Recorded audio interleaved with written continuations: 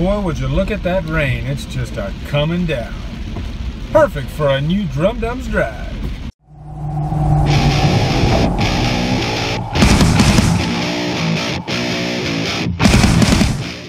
What's up, everybody? Welcome to another episode of Drumdums Drive. I just got my hair cut. What do you think? Nice? So yeah, I thought, hey, why not go ahead and do an episode of Drumdums Drive. Man, it's raining here today in Georgia. I mean, it's really coming down, and we needed it because we haven't had rain in quite a few weeks. It's been dry, it's been hot, it's been humid, and it's been miserable, to be honest. So I'm actually glad that it rained, and I love October. I'm the type of person, I love that type of weather anyway. You know, I like it foggy, I like it rainy, I like it dark. That's just the Drumdums way, I guess. But I wanted to talk to you guys about a couple things today. First order of business, Teenage Mutant Ninja Turtles just came out this weekend. I did not go see that, but what I wanted to talk about was that it kind of flopped, I guess. And there is a big problem right now in Hollywood with sequels. It seems like every studio is trying to put out a big sequel, and a lot of times we're not really asking for one. But Teenage Mutant Ninja Turtles, Huntsman, Alice in Wonderland, Through the Looking Glass, whatever, and X-Men, the list goes on and on of all these sequels lately that are just flopping. And I just think that Hollywood needs to take a step back and start putting out some original material.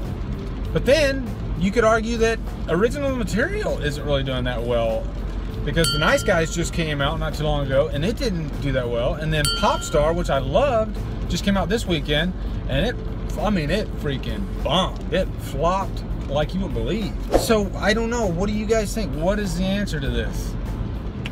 I guess one thing was, maybe if you're gonna do a sequel, make it really, really good. Like X-Men was entertaining, it was fun, but after I've let it percolate a bit, there were some problems. There were some big problems with that movie. But on the flip side of that, we do have some good horror that's been coming out. You know, sometimes it doesn't go directly to theaters. Sometimes, you know, you get it on Netflix. So there's good movies coming out there. It's just, I guess people aren't going to see them. But The Conjuring 2 is coming up pretty soon. I'm looking forward to that. Also, Lights Out is coming out in July. Also looking forward to that. So hopefully they can keep the horror train going. Next order of business, I figured this would be something fun to talk about. Music covers. I love music covers. My main type of music I love is rock and metal, but I really like everything. I don't like country that much, at least today's country, but I can listen to just about everything. But I really like when an artist, especially like a rock artist, will reach back and do a cover of like an 80s song and make like a metal version or a rock version of it. One artist that I really like is Lacuna Coil with Christina Scavia.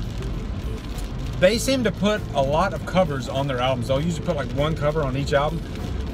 Where their latest album, Delirium, just came out, and they put a cover of the Madonna song Live to Tell from the 80s on there, and it is excellent. So I highly recommend you check that out. But they've also done a cover of Depeche Mode's Enjoy the Silence. They did a cover of REM, Losing My Religion. So Lacuna Coil is a really good band, and they also do a lot of really good covers. But there's also another band, I can't remember the name of them, but they did a cover of Cry Little Sister. I'll have to look that one up for you, and I'll probably put it on here somewhere. Cry Little Sister from the Lost Boys. And that is a hell of a good cover. And one of my favorite covers is Seether. They do a cover of Careless Whisper by Wham.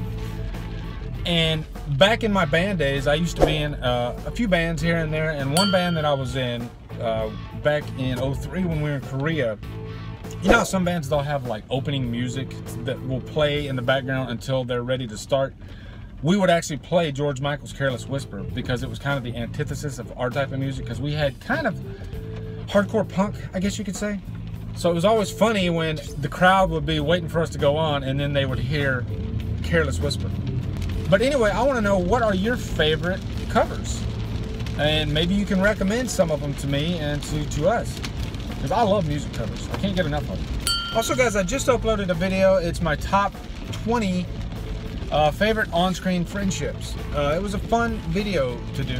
I was thinking of ideas for top 10s, and I thought, hey, this would be kind of a cool one, because I just finished, you know, the Lord of the Rings trilogy again. I do that every year.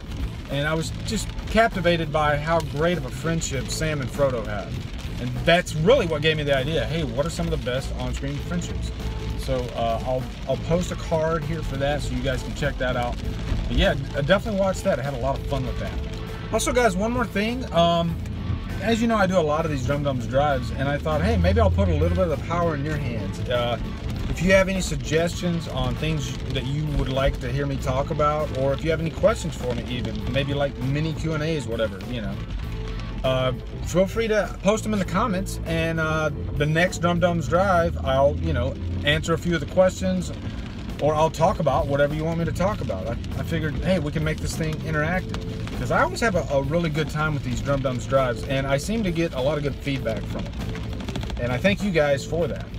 Also, one last thing, I got the Witch Steelbook. I ordered that thing from a site based in Canada a couple weeks ago now, and I'm still waiting for it to come in. It finally shipped, so once that Steelbook comes in, I'll do a quick video to show you guys what it looks like.